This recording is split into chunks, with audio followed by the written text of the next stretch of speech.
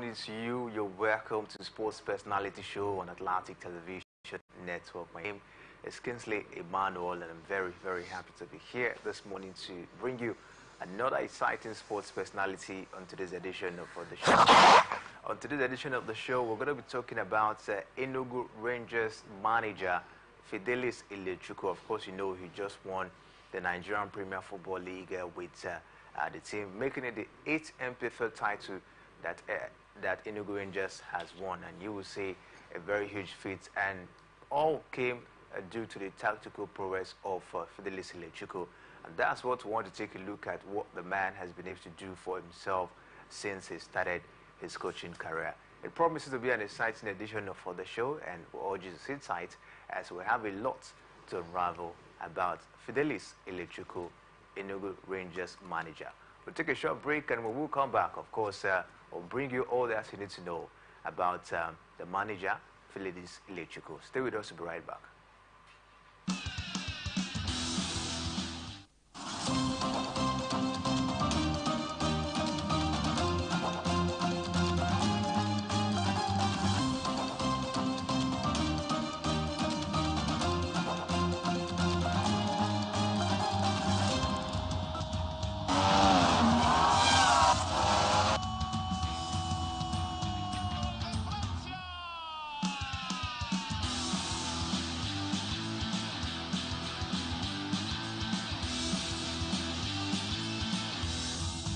Telling him not to counterpunch.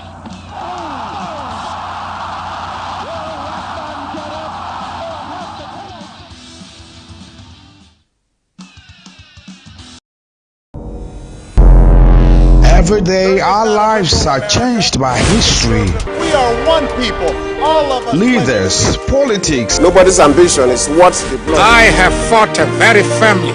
natural occurrence, war, and the world economy. I belong to everybody and I belong to nobody. ATN covers it all on ATN Politics today.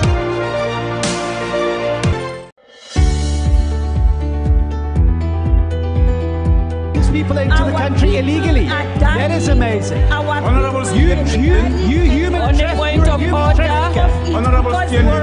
From the line across the ocean to the land beyond the mountains, through the Sahara, we bring on sport news, live analysis, expert discussions on trending stories in politics, business, socio-economy, sports, and documentaries. So catch all the updates on the happenings around the globe. Stay focused on the fact today, only on ATN.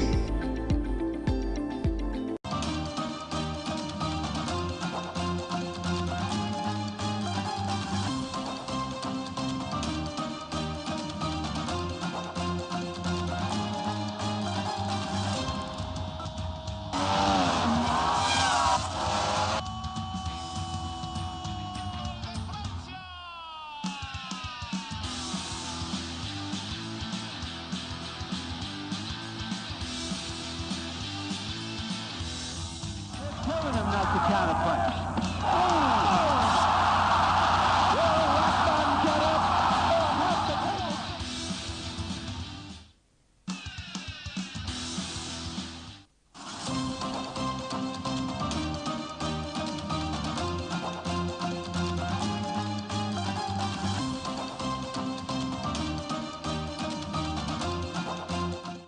You're welcome back to the Sports Personality Show on Atlantic Television Network. We told you we'll be taking a look at another exciting sports personality on today's edition of the show, and no other than Fidelis Ilechukwu, the coach of Enugu Rangers. And joining me to take a look at the life of Fidelis Ilechukwu this morning is Dr. Elechi. Good morning to you, Doctor, and welcome to the show. Good morning, Kinsley. Good morning, viewers. All right, so we're very happy to have you, Doctor, and it's so good that we're taking a look at one man who has done a lot, he would have done a lot, in the Nigerian Premier Football League, and has helped, of course, to take some some MPFL teams, to a greater height. and he just won the Nigerian Premier Football League with Enugu Rangers in his fourth season, with the side. But talking about Fidelis Ilejukwu, he was born and raised in Nigeria. Fidelis Ilejukwu's passion for football ignited early. Immense in Nigeria's dynamic football culture, he developed a deep love for the game that set the stage for his future career. His formative years, marked by experiences as both a player and a boarding coach, shaped his comprehensive understanding football and ignited his ambition to leave lasting mark on Nigerian football. Doctor, let's take a look at something down here. We understand that he had a little bit of grassroots career as a player before even getting down as a coach. What do you make of his early life as a sportsman? Yeah, before I look at his early life, kudos must really be given to the young man. 45 years, by I think July 21st, he will be 45 years. And at that age, when coaches begin to do exploits in football, especially in a league like Nigerian League, where we used to hear of coaches from 50 and up, I think kudos must be given to him. From an interview, he said he played grassroots football back then. He played under 13, under 15, and up till under 17. But it was very difficult for him to translate from the age grade football to play in even amateur league. But he played grassroots football. But what really helped him was that at each time he played this football, he's either the captain or the vice captain, and then he always have this closeness with the coaches, and in some of the decisions that has to do with who plays and who doesn't play, tactical play, is always involved. Because of that, I think his love and passion for football started back then. Then he moved to Lagos, where he had to serve, learn a trade, and for 6 years he was serving his master, and they paid him off, and he started his own business. But back then, where he was living, I think it's either a Buta Meta or Barega or somewhere, they had a lot of boys within his compound. So he decided to form a football team.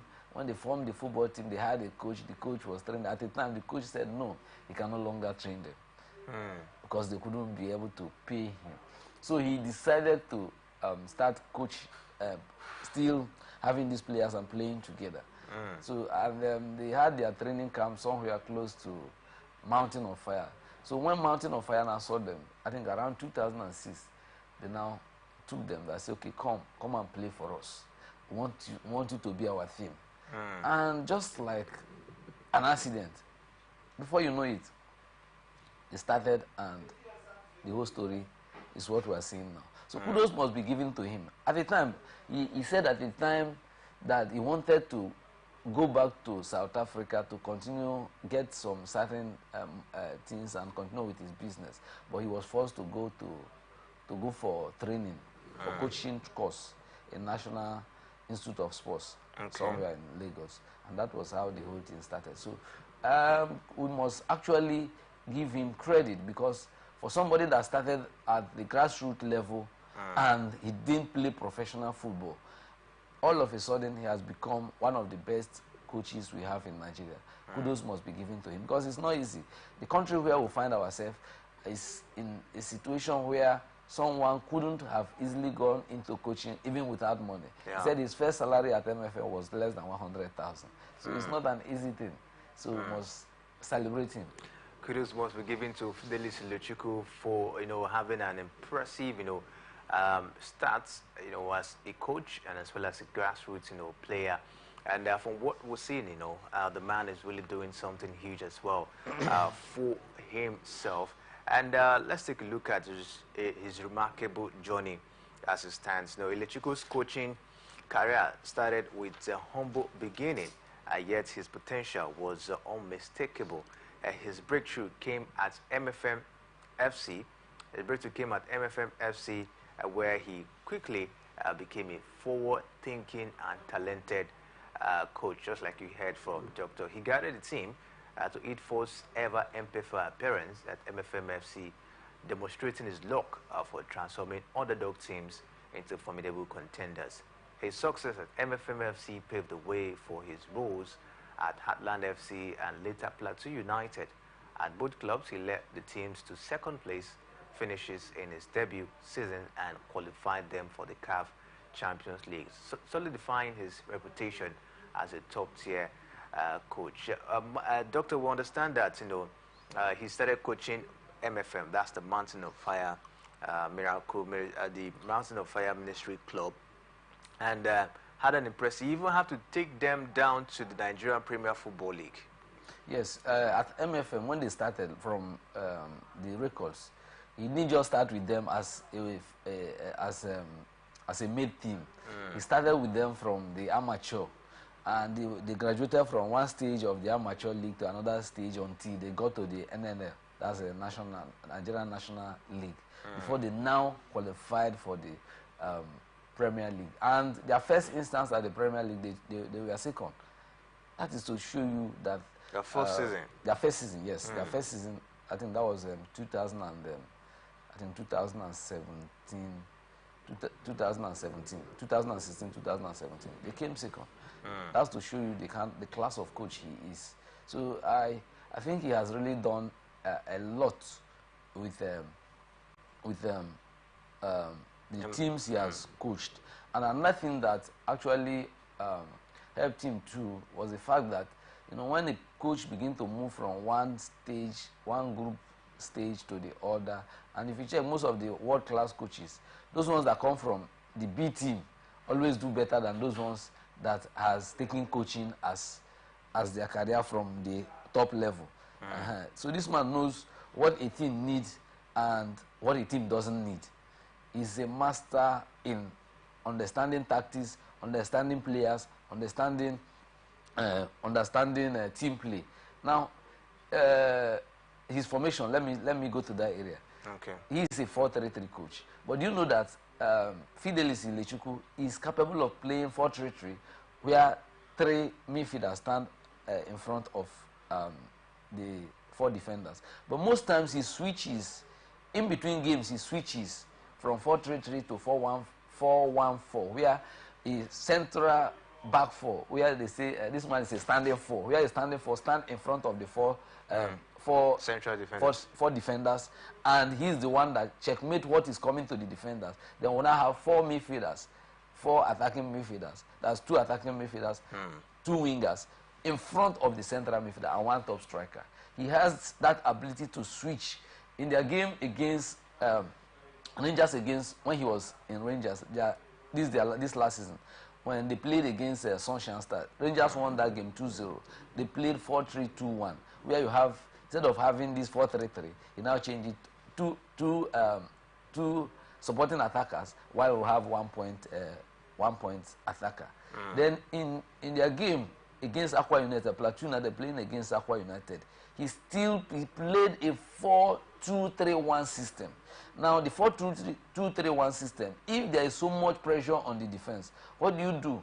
He employed 2 defensive midfielders, 3 attacking midfielders, and 1 point man. So you see that the flexibility of the coach is something that one really have to look into. I think the NFF need to do a lot. He's a coach, though he's coming from where many doesn't know, but if you check his ability to read games and understand the formation, I think he's a good tactician, and something more needs to be done about him. Let's talk about that must have led to disbandment of. I think administration and capital is a major issue in Nigeria, because we don't rights, gate taking and all the rest. They go home with huge amount of. So even if when you are relegated to the lower division, you still have enough money to carry out the activities. But here, whether you even after winning, it's still the owner of the club that will still bring out money to shower on you. I think we need to change such narratives and do things the way it's supposed to be. We understand that Ilechukwu still has a very good relationship with the general a team in the Nigerian Premier Football League, and it's like we're seeing, some teams in the Nigerian Premier Football League, especially the privately owned teams, suffering. Not like we saw the disbandment of MFM FC. I think for me it was as a result of capital and running the club. In the club where you don't get much returns, it's always difficult as an investor to be able to carry on the operation of the team. What do you make of it? Is it that the MPFL is not? Is it that it's not viable enough, for privately owned teams, to survive? Yes, it is not, because like I said the other day on radio, politicians have taken over sports administration. They see it as a quick means of gaining popularity. So they tend to spend more, and when they spend more on this team, they think when they do that, they gain more popularity and easier for them to win election. And secondly, too, most times they use it as a means of settling those who of Ibin Lagos. We used to have MPAC side house of Warri. These are teams that have played in the league, because even some of them are owned by companies. But you cannot compare the money that is being doled out by these politicians and the money that is coming from these companies or private individuals. They have a limit. And every player wants to go to a place where they pay him big money. I cannot be playing football. I know the football career has a life. The lifespan is very short. If you are playing for 10 years and they are paying you 300,000, and you have a club where you are going to be paid 700, 1 point something million, you should go for the one that. What's the life and career of Enugu Rangers head coach Fidelis Ilechukwu? Of course, he just won the Nigerian Premier Football League for the team, and making it the 8th title Enugu Rangers, of course, has won as a team. Them bring their emotion to balance so that they can be able to fit into play matches, especially at that high level, to tell you that this man really have something in his head. So we cannot take it away from him, his time at MFM. This was where he actually became who he is today. In as much as we're celebrating him at Rangers, he started at MFM. And he had some turbulent time at Heartland FC. We understand there was a period, where the players were being owed. Himself as well was also being owed, and he was complaining bitterly. Will you attribute that, to the reason why he didn't actually do much with Heartland FC? Yes, because he said it. Why can't you win title in Rangers? That nobody is being owed, everybody is happy. You cannot owe a player and you expect the player or coach to give you the best. I think the major reason why he didn't achieve as much as he's supposed to achieve in Heartland is because of that salary being owed. And it's a bane to the development of Nigeria. I mean, football in Nigeria. Football administration is not just about the management alone.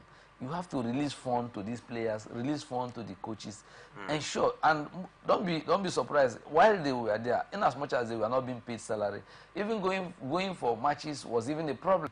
You go to you travel from Owerri to Lagos, where you are supposed to lodge in a 5-star hotel. They are now lodging you in a local hotel, and not just the local hotel where you are supposed to have AC in your room. There is no fan, there is no light. So how do you play football at such condition? I think that really played a role. Today MFM, Heartland is relegated. That means if third or fourth time they are going on, 6th time they are going on relegation. I think the 3rd time they are going on relegation in this decade. To tell you, so we should give credit to him for his time at Heartland. And Heartland, they should call on the government and the managers of Heartland. They need to change and improve. You think what is happening to Heartland at the moment is due to poor management, from the state government? Of course, it is poor management. It's not today we have been talking about Heartland. Far back then, I think we are talking about owing players' salary, and it's not something of now. It has been there. And government interference as well. Another thing is government interference. Government interferes so much with what they do in Heartland. And when you interfere that, you don't give the coach the room to do what he's supposed to do. You don't even allow the players to do what they are supposed to do. They should borrow a leaf from Rangers and Enyimba and some of these clubs that are doing well. You give these people free hands. All you need to do is just to release the fund and watch if they don't manage the fund well. And also ensure that the fund you release it.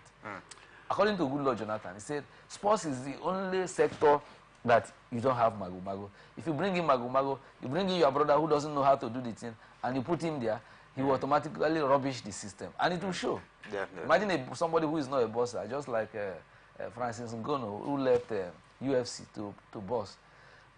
He had a good fight in the first fight. The second fight, what happened? There are skills to it, so you allow those who are experts to do it. Okay. All right, we've been talking about Fidelis Electrical, Enugu Rangers manager, the man who just won the Nigerian Premier Football League title. A lot, of course, to unravel about him. And, of course, we'll do more when we'll come back from the short break. Stay with us. We'll be right back. From the line across the ocean to the land beyond the mountains, through the Sahara, we bring on sport news, live analysis, expert discussions on trending stories in politics, business, socio-economy, sports, and documentaries. So catch all the updates on the happenings around the globe. Stay focused on the fact today, only on ATN.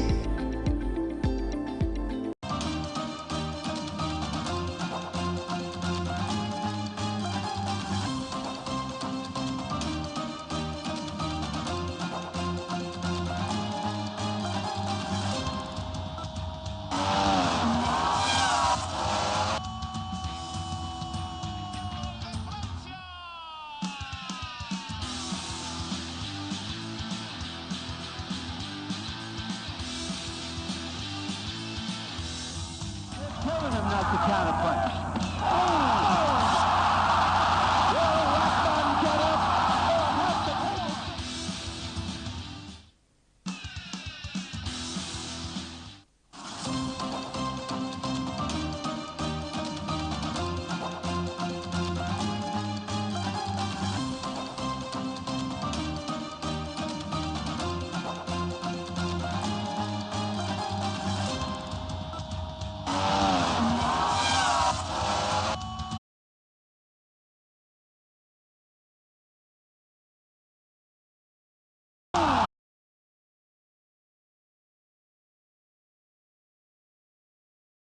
I belong to everybody, and I belong to nobody. ATN covers it all on ATN Politics today.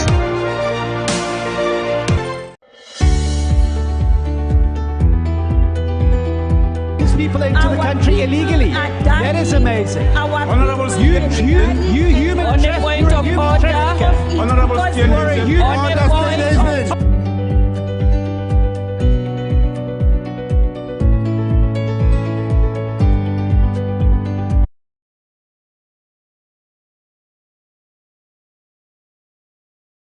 Expert discussions on trending stories in politics, business, socio-economy, sports, and documentaries. So catch all the updates on the happenings around the globe. Stay focused on the fact today, only on ATN. Welcome back to the Sports Personality Show on Atlantic Television Network. And of course, we're talking about Enugu Rangers manager Fidelis Electrical, the man who just won the Nigerian Premier Football League title. This is an impressive feat, of course, you would say, for Fidelis Electrical.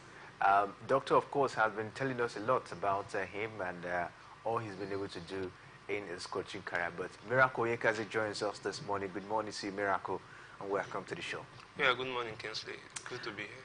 All right, let's quickly take a look at his time at Plateau United. We understand the fact that he guided the team, that's MFM, of course, to their first MPFL appearance. We told you, demonstrating his luck for transforming underdogs team into formidable contenders. His success at MFM paved the way for the fact that he can always do something huge in his first season at any team. Will you attribute it to his knowledge for the league, or his knowledge on the players in the Nigerian Premier Football League? It's not just about the knowledge of the league and the knowledge of the players. It has to do with his knowledge of the game. Okay. There's one thing I watched him in an interview where he said he was talking about his opponents. So I believe each time he is given a new assignment, before even coming in, he looks at what has transpired before then and what he needs to do. He's a man that is prepared. he has the ability to read games. He has the ability to read the previous games of the opponents. He also has understanding of his players' ability, and he's a motivator. So I believe these are factors that have really helped him. Like I was stating earlier, he plays 4-3-3 system formation. But he has the ability to switch. Somebody coming to Port Harcourt, you have to play your match in Port Harcourt. You get to Abuja, they will not tell you that there's no direct flight from Abuja to Port Harcourt, that you have to use road. And you using road, they will take you from Port Harcourt to Lagos. Then from Lagos now, they will say, no. The road from Port Harcourt to, from Abuja and direct to Port Harcourt, there is problem along you. You go to Lagos, you have to follow through Lagos road. By the time you go to Lagos and come to Port Harcourt, you will understand. But if you are a team that is prepared, and you know that these are the things you are going to meet, your players will be relaxed. You know, you won't see them think of all those things. All their mind will be set on the game. No matter the antics and the tactics of the team, they will always prevail. Since we're talking about, continental games now, Miracle, before we talk about these exploits with Rangers this season in the league, Enugu Rangers, they've won the league and automatically they've gotten the tickets for the CAF Champions League come next season. With Fidelis Lechuku, do you see Rangers making exploits in the CAF Champions League come next season? Personally, for me, I feel like anything can happen because we don't know how prepared they are. We were almost very understand that they're one of the most organized team in the MPFL this season. Yes, when it comes to the organization, they did very well for themselves this season. They were very organized throughout the course of the season. But playing in the continent is another thing altogether. We've seen teams like Aimba over the years in recent times struggle to even perform or play at the continent because we know the kind of let's say issues that come with playing on the continent. You have to be consistent. At the same time, you have to plan well your flights and returning back.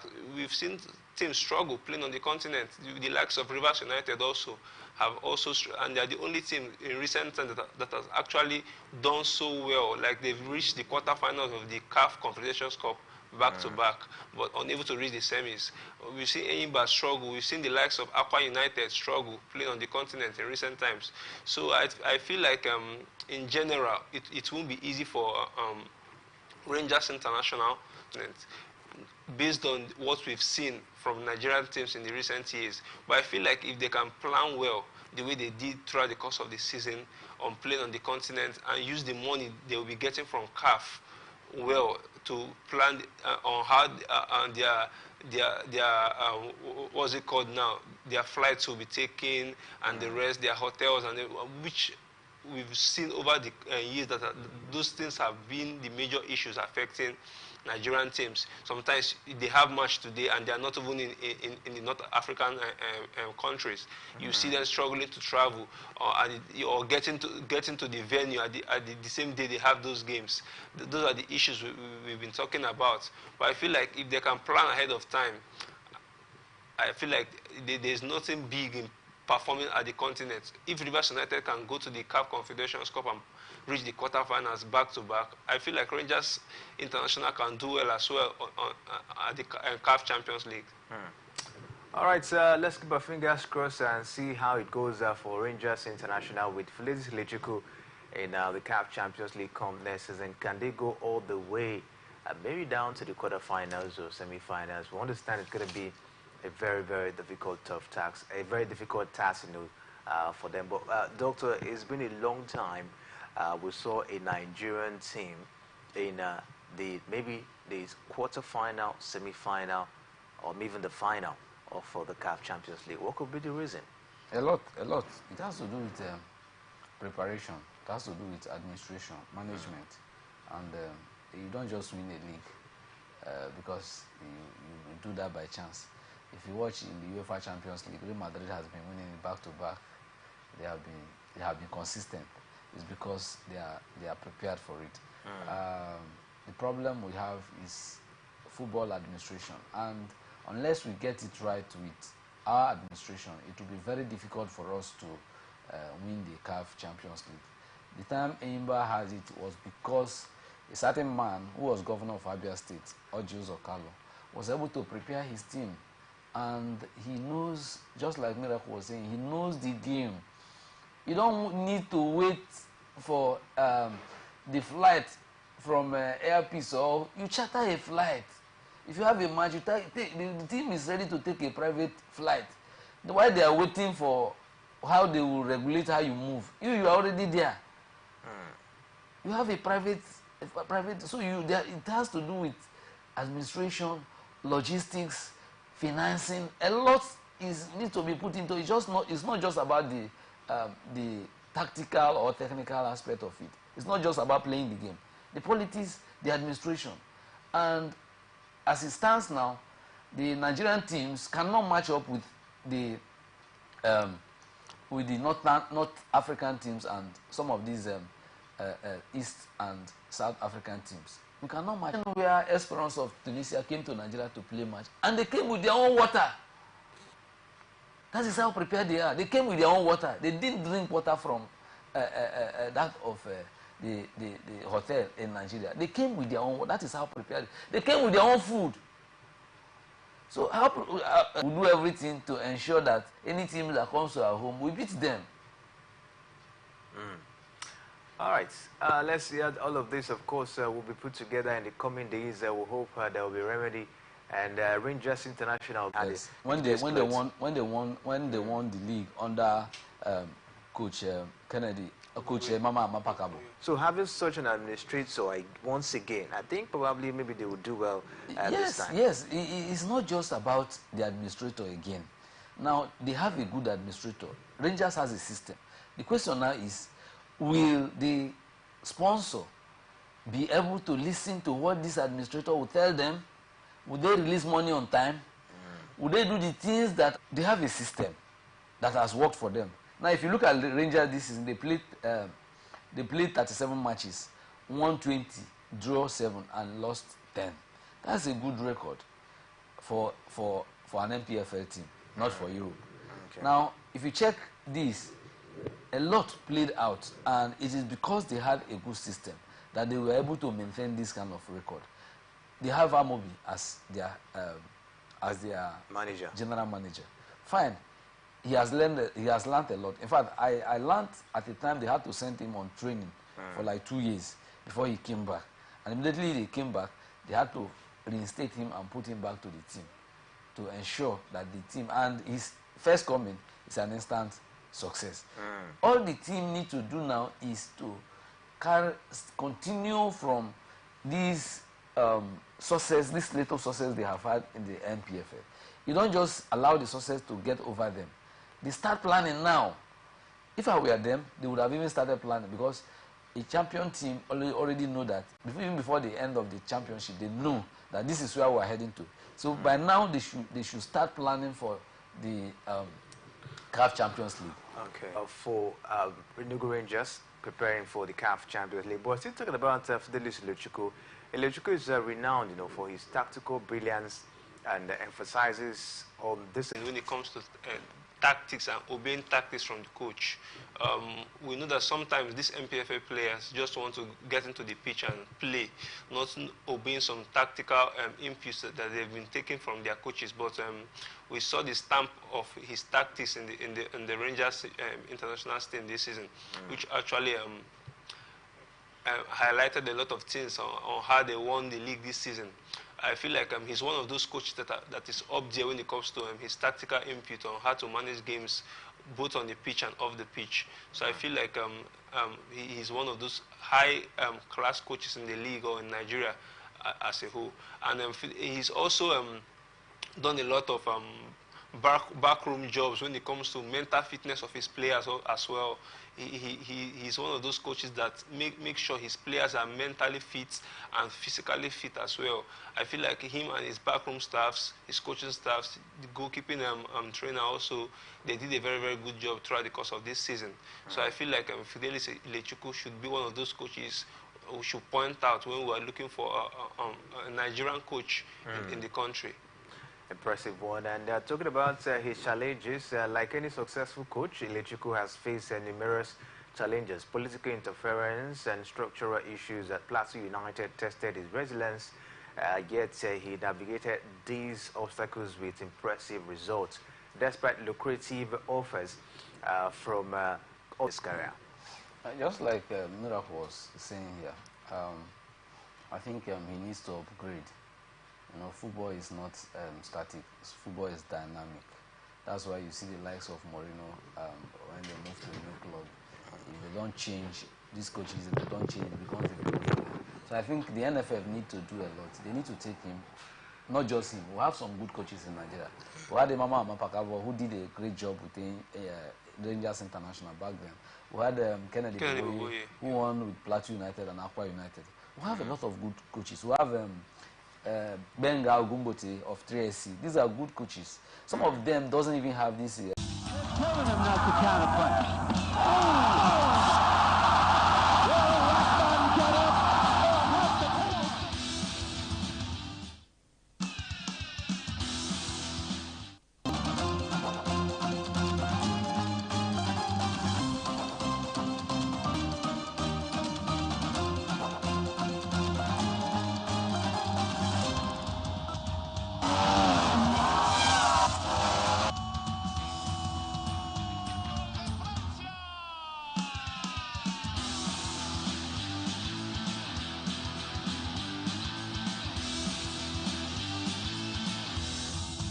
Telling him not to counterpunch.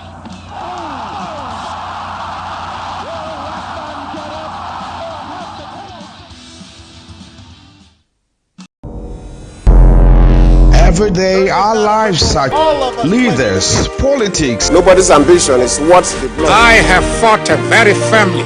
natural occurrence, war, and the world economy. I belong to everybody, and I belong to nobody. ATN covers it all on ATN Politics today.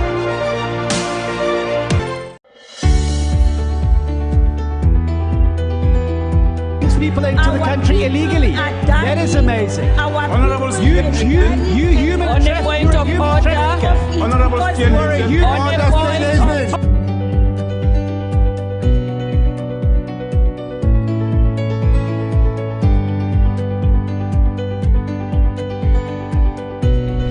On them. They are not picking our calls. They made up their mind.